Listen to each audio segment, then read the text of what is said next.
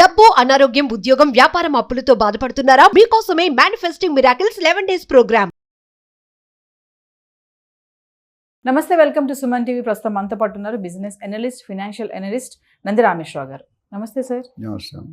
Sir, H1B visa Donald Trump మరి ఎన్నిక అయ్యాక చాలా మార్పులు వచ్చాయి, చాలా వీడియోలు చేసాం మనము. ఒక్కసారి మళ్ళీ H1B వీసా గురించి, ఈ లాటరీ స్టాంపింగ్ అంటారు. ఏం సార్ అసలు లాటరీ స్టాంపింగ్ అంటే ఏంటి అసలు? మీరు నాకు తెలిసి ట్రంప్ని వాళ్ళ ఆవిడ కూడా అంతసార్లు తెలుసుకొని ఉండదు, వాళ్ళ కూతురు కూడా అంతసార్లు తెలియదు. మీరు మాత్రం ప్రతి ఎపిసోడ్లో తలుచుకుంటారు, ఎందుకంటే ఆయన అంత క్రియేట్ చేశాడు వండర్స్. సో ట్రంప్ గురించి ఎంత మాట్లాడుకున్నా తక్కువే. ఎలాన్ మస్క్ ఎలాగన్నా ఈయన కూడా మీకు తెలిసిన రియల్ ఎస్టేట్ బ్యాక్గ్రౌండ్. ట్రంప్ ఈ వాజ్ రియాల్టర్, డబ్బు అక్కడి నుండే సంపాదించాడు. Barack Obama is realtor, Warren Buffett is realtor. పెద్ద పెద్ద వాళ్ళందరూ మీరు బిలియనర్ అంటే వాడికి డైరెక్ట్గా కానీ వాళ్ళకి ఇండైరెక్ట్గా కానీ రియల్ ఎస్టేట్తో కనెక్షన్ ఉంటుంది. సాఫ్ట్వేర్ కంపెనీలు ఎండీలు రియల్ ఎస్టేట్లో పెడతారు, ఫార్మా కంపెనీలు పెడుతున్నారు, బయటకు కనిపించరు, పేర్లు వేరేగా ఉంటాయి కానీ అంటే అంత పొటెన్షియల్ ఉంది. సో ఇక్కడికి వచ్చే H1B ఏంటంటే మొదటి నుంచి చెప్పుకొచ్చాం, ట్రంప్ అనేవాళ్ళు ఇండియానే కాదు మిగతా అన్ని దేశాల్లో కూడా ఒక స్ట్రాటజీ పెట్టుకున్నాడు. I have to develop my country. Modi గారు ఏమంటారు, make in India, digital India అంటారు. అంటే ఇండియాలోనే బయట ఎక్స్పోర్ట్ తెచ్చుకుంటే చాలా కాస్ట్, బయట నుంచి తెచ్చుకుంటే చాలా కాస్ట్ ఉంటాయి. ఇక్కడ 10 రూపాయలు, అక్కడ 100 రూపాయలు ఉంటుంది. సో ట్రంప్ ఏం చేస్తున్నారంటే he wants to have less luggage and more comfort. ఇప్పుడు మోర్ లగేజ్ లెస్ కంఫర్ట్ అంటే అర్థం ఏంటి? లక్షల మంది ఇతర దేశాల నుండి ఇల్లీగల్గా ఎంట్రీ అయిపోతున్నారు. నాకు తెలిసిన ఒక కజిన్ ఉన్నాడు, ఆయన ఒక రెస్టారెంట్ మెయింటైన్ చేస్తున్నాడు. ఆయన he work for a good multinational పెద్ద కంపెనీ. 12 మంది వర్కర్లు ఇల్లీగల్గా వచ్చారు హోటల్ మెయింటైన్ చేయాలి. వాళ్ళకి నెలకి $2,000 ఎంతో ఉంటాయి, చాలా తక్కువ salary. So what illegal maintain చేయాలి, దొరికిపోతే వెళ్ళిపోతారు. అలాగే వందలు ఆల్ పెట్రోల్ పంప్స్, హాస్పిటల్స్, ఈ రెస్టారెంట్స్ అన్నిట్లో కూడా, రిసార్ట్స్ కానీ ఇవన్నీ కూడా ఇల్లీగల్ చాలా మంది. లో క్లాస్ వర్కర్స్, స్కిల్డ్ కాకుండా అన్స్కిల్డ్ నేను చెప్పేది. సో అందరూ అనేక ఫస్ట్ టర్మ్లో 20% వరకు అయింది, అక్కడ దిగిపెట్టిన తర్వాత ఆయన అనుకుని సాధించలేకపోయాడు. ఈసారి రావడం దాన్ని పెట్టాడు, కత్తి దాని మీద పెట్టాడు. First signature or second I will make on immigration. ఇన్ని లక్షల మంది ఫిల్టర్ చేద్దాం. నాకు తెలిసి ఆయన ఉన్న 4 సంవత్సరాల్లో ఇప్పుడు 14 లక్షలుగా అనుకున్నామన్నా, మేబీ అది 30-40 lakhs దాకా కూడా వెళ్ళొచ్చు. ఎందుకంటే మొత్తం అందరినీ ఎరడం మొదలు పెడితే చాలామంది దొరికిపోతారు. ఇప్పుడు ఎంతోమంది ఉద్యోగాలు లేకుండా డమ్మీ శాలరీస్ మీద సర్వైవ్ అవుతున్నారు. అంటే అక్కడ ఉండాలంటే రూల్ ఉండాలి కాబట్టి కంపెనీని మాట్లాడే ఏజెంట్స్ ఉంటారు, వాళ్ళు వచ్చిందంటే వాడికి తీసుకొని మనకు ఇప్పుడు రిక్రూటర్స్ ఉంటారు కదా హైరింగ్, వాళ్ళు ఏం చేస్తారు, మీ దగ్గర ఏం తీసుకోరు, వాళ్ళ దగ్గర మాత్రం తీసుకుంటారు శాలరీ. ఇంత పెట్టిస్తాను, ఇంత నాకు ఇవ్వాలి. అదే జరుగుతుంది. మనకి అమెరికా క్రేజీ మోజు ఉంది కాబట్టి మనం ఏవైనా చేస్తాం. సో H1B అనేసి మీరు లాటరీ సిస్టమ్ అడిగారు కదా, జనరల్ నాకు తెలిసి 1:4 అంటే లాటరీలో 100 మంది వేస్తే అందులో 1:4 అంటే 40 మంది, 40లో 10 మంది. ఆ లక్కీ ఎవరితో, దాంతో చదువు దీంతో సంబంధం లేదు, అందులో తగిలితే అంటే ఎలిజిబుల్ ఉన్న వాళ్ళనే లాటరీ వేస్తారు. ఆ లాటరీ వేసి ఎవరైతే సెలెక్ట్ వాళ్ళకే వీసా ప్రొవైడ్ చేస్తారు, H1B వీసా. అది ఒక. రెండో కండిషన్ ఏం పెడుతున్నాడంటే బర్త్ రైట్ సిటిజన్షిప్. అక్కడ ఏంటంటే ఇంతకు ముందు ఎవరైతే సిటిజన్ ఉండి అమెరికాలో ఉండి పిల్లలు పుడితే వాళ్ళకి కూడా సిటిజన్షిప్ వచ్చి గ్రీన్ కార్డ్ వచ్చేస్తుంది. ఇప్పుడు దాని మీద కోత పెట్టాడు, కొరడా. ఎందుకంటే ఇప్పుడు పుడితే వాళ్ళకి ఎలిజిబిలిటీ లేదు అంటే they have to come out of the country. వాడి కోసం వీడియోలు పోతారు. ఇప్పుడు పిల్లలు అక్కడ పంపించలేము కదా, వెరీ రేర్. చిన్నపిల్లలు ఉంటే అక్కడ ఎక్కడ పంపిస్తారు, ఆయాలు కూడా ఇవన్నీ పనిచేయవు. So you have to leave the country and go. So అది ఒక వే.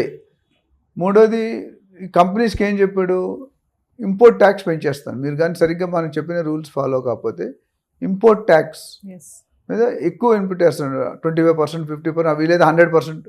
అంటే ఇష్టం లేదు, మనకి ఇష్టం లేనప్పుడు ఆయన ఎల్లగొట్టాలి. ఎల్లగొట్టాలి, ఇబ్బంది పడితే వెళ్ళిపోతాడు. మనకి ఇప్పుడు ఇండియాలో 100% EOU అని ఉండేది ఒకప్పుడు. 100% EOU, ఎక్స్పోర్ట్ ఓరియంటెడ్ యూనిట్. వాళ్ళకి ఎవరైతే మన ఫారెన్ విదేశీ కరెన్సీ ఇండియాకి తెచ్చుకుంటే ఒక స్కీమ్ ఇచ్చారు, అంటే ఒక స్పెషల్ రికగ్నిషన్. ఫారెన్ కరెన్సీ అంత ఈజీగా రాదు, అందుకనే ఇండియాలో మ్యానుఫ్యాక్చర్ చేసి బయట మాత్రం ఇక్కడ అమ్మడానికి లేదు, లోకల్ అమ్మకూడదు. అమ్మితే అది కేసు. అలా కొన్ని వేల కోట్లు సంపాదించాయి పెద్ద పెద్ద కంపెనీలు. SEZ and special economic zones. అందులో ఇప్పుడు ఎస్సీజెడ్స్ అంటారు, ఐటీ పార్క్స్ కానీ కొన్ని కంపెనీలకి వెళ్ళి ఇప్పుడు అన్ని కంపెనీలకి. ఎస్సీజెడ్ అంటే ఇప్పుడు ఫార్మా కంపెనీ అంటే ఎగ్జామ్స్ ఉంటుంది. మీ బెస్ట్ ఎగ్జాంపుల్ పోచారం ఉందా? అంత 20 years బ్యాక్ మీకు పోచారం తెలుసా? పోచారం తెలుసు. 20 years బ్యాక్ ఎవరు తెలియదు. కొల్లూరు కానీ మోకిలా కానీ ఎవరికైనా తెలుసా? ఉన్నది ఎవరికో ఇప్పుడు ఫేమస్. పోచారంలో ఇన్ఫోసిస్ వెళ్ళింది. ఇక్కడ నుండి పోచారం ఎంత దూరం తెలుసా? Almost 2 hours journey. ఎందుకు మరి అక్కడ పెట్టి ఎంప్లాయీస్ దొరకరుగా? గవర్నమెంట్ ఈజ్ ఎంకరేజింగ్ ది ఎస్సీజెడ్స్. ఎందుకంటే వాళ్ళు రిస్క్ తీసుకొని అంత దూరంగా అకామిడేషన్ కానీ ట్రాన్స్పోర్ట్ పెట్టి చేసుకుంటారు, కాస్ట్లీ. సో వాళ్ళకి ట్యాక్స్ హాలిడే ఇస్తారు. సెంట్రల్ ఎక్సైజ్ కానీ, కస్టమ్స్ కానీ, సర్వీస్ ట్యాక్స్ కానీ, సేల్స్ ఇవన్నీ ఏమన్నా అన్నిటికీ 10 సంవత్సరాలు హాలిడే. అంటే వీళ్ళు కట్టకరా, అదే 30-40% అది. ఇప్పుడు మన అదానీ అంబానీ కూడా ఏపీకి వచ్చినప్పుడు వాళ్ళు ఏమడిగారంటే, మేము ఇండస్ట్రీ డెవలప్ చేస్తాం, ఎంప్లాయ్మెంట్ డెవలప్, మాకు రాయితీలు ఇవ్వండి, రిజిస్ట్రేషన్ డ్యూటీ తగ్గించండి, ట్యాక్సులు తగ్గించండి, ట్యాక్స్ హాలిడే ఇవ్వండి, మీ లోకల్లోనే ఎంప్లాయ్మెంట్ పెట్టుకున్నాం. సో అది कुछ पाने के लिए कुछ कोना है. HB1 ఉద్దేశం అంటే స్ట్రైట్ అవే ఈ wants to cut number of people. So money అని టార్గెట్ పెట్టుకున్నాడు, బయట స్లోగా వస్తుంది. ఆ టార్గెట్లో ఈ లక్కీ సిస్టమ్ తీసారనుకోండి ఇంకా టఫ్ అయిపోతుంది. ఇందులో కొంతమంది కొద్దిగా స్లో డౌన్ ఉన్నారు, తక్కువ నాలెడ్జ్ ఉన్నా వెళ్ళిపోతారు లాటరీలు. ఇప్పుడు వెళ్ళలేరు. స్ట్రిక్ట్గా స్కిల్స్ ఉంటేనే, స్కిల్డ్ వర్కర్ అయితేనే సెట్ అవుతాడు. ఈ ఫేక్ సర్టిఫికెట్లు ఉంటాయి కదా చాలా, మనం తక్కువ కానీ మిగతా చిన్న చిన్న కంట్రీలు ఫేక్ సర్టిఫికెట్ మీద వెళ్ళిపోతారు లోని. అంటే దే విల్. నాకు ఒకసారి పెద్ద ఆస్ట్రేలియన్ కాల్ వచ్చింది. ఆస్ట్రేలియన్ కాల్ వచ్చి కంపెనీ ఐడి పెట్టాడు. ఐడి పెట్టి మీ సర్టిఫికెట్లు అన్నీ పంపించండి అన్నాడు. నాకు డౌట్ వచ్చి మా యూఎస్లో ఫ్రెండ్ ఉంటే అడిగిన ఇట్లా పంపించొద్దు అన్నాడు.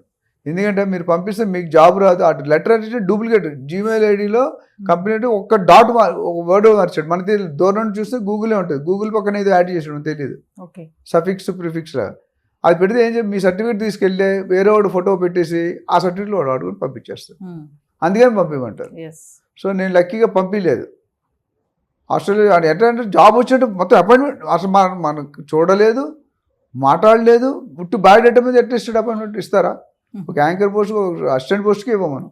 అలాంటి డైరెక్ట్ ఇన్ని డాలర్స్, ఇన్ని ఆస్ట్రేలియన్ డాలర్స్ అని ఇచ్చి నాకు అక్కడ డౌట్ వచ్చింది. అంత కంపెనీ కన్నా మంచిగా ఇచ్చాడు లెటర్. ఎంబసీకి మాట్లాడాం, అవి ఫేక్ అని తెలిసింది. సో వాట్ ఐ సే, వీసాలు అనేది చాలా పెద్ద ప్రాసెస్.